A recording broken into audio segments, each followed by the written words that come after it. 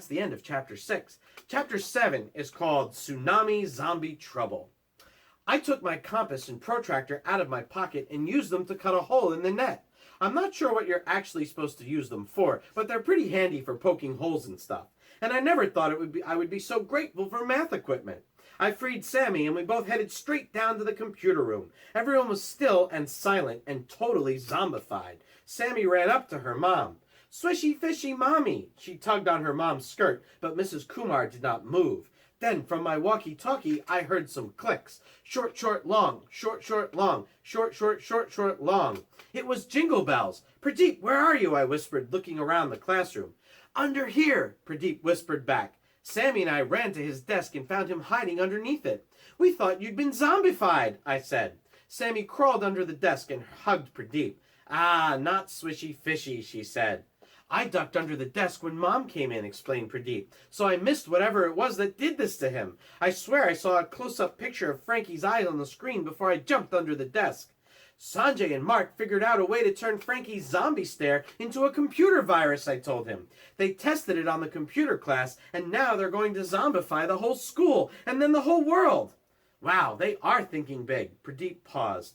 "Okay, if it's our big brothers who are going to try to take over the world, then I guess it's up to us to stop them." We high-fived. It was the kind of moment that called for a high five, I thought. "So, where are Sanjay and Mark now?" Pradeep asked. "And where's Frankie?" "Sanjay has gone to find Mrs. Prentice, to zombify her, I think. And Frankie's somewhere in the water pipes. He escaped down a drain. Mark is trying to find him. He's probably checking every sink and toilet in the school." We heard footsteps in the hall, and then Sanjay's voice, along with Mrs. Prentice. I dropped down under the desk with Sammy and Pradeep. "Does Sanjay think I was zombified?" Pradeep whispered. I nodded. "Then I can go undercover and see what he's going to do. No one will suspect a fish zombie," he said. Then he slowly sat back up in his chair. I tugged on Pradeep's pant leg, and when he looked down at me, I did zombie eyes at him to remind him to put on the stare. He immediately started staring up Susan Renwick's left nostril and at the wall. Pradeep was a pro.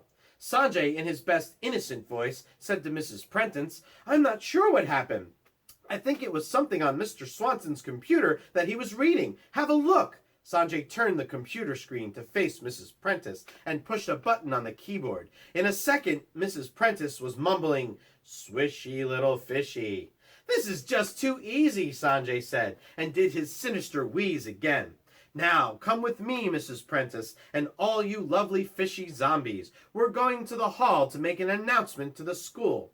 Pradeep stood up and joined the line of zombie kids following Sanjay. "We'll take care of Mark and find Frankie," I whispered. "You try to stop Sanjay." Sammy and I waited until everyone had left the room before we came out from under the desk. Just as we got to the door of the classroom, we heard a flush. Then another, then another, then another. Then the cry of, "I'll find you, fish! You can't hide from me!" "Mark," Sammy and I said together. We peeked around the corner into the hallway. The boys' bathroom was the next door. That's where Mark was, which meant Frankie was probably nearby too. Okay, there's 3 reasons why I couldn't take Sammy into the boys' bathroom with me. Number 1, Mark was in there, and possibly Frankie, and with the 2 of them together, that was not going to be pretty. Number 2, there are standing up boys' toilets in there, and I don't want to explain that to a 3-year-old girl.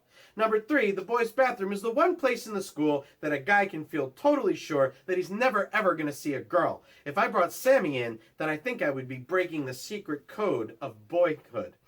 "Sammy, I need to send you somewhere safe while I go help Frankie," I said. But where was free from computers or whiteboards or anything that could zombify Sammy with the virus?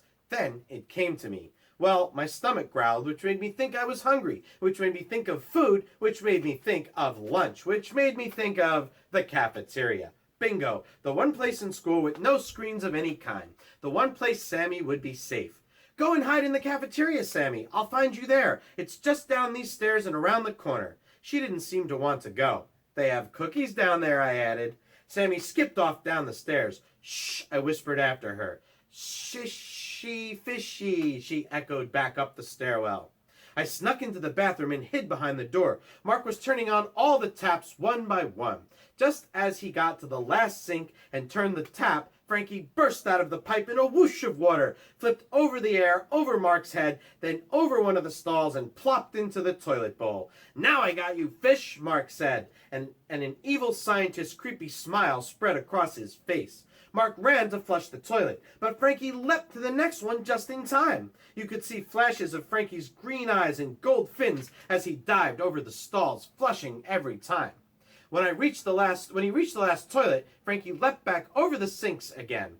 The water was still running out of all the taps. Frankie landed in the first sink, and Mark ran toward him with a plastic bag. Frankie tried to escape down the drain, but Mark had blocked the sinks with balled-up paper towels. They were filling up to overflowing, and Frankie was desperately hopping back and forth between them, trying to avoid being scooped up by Mark.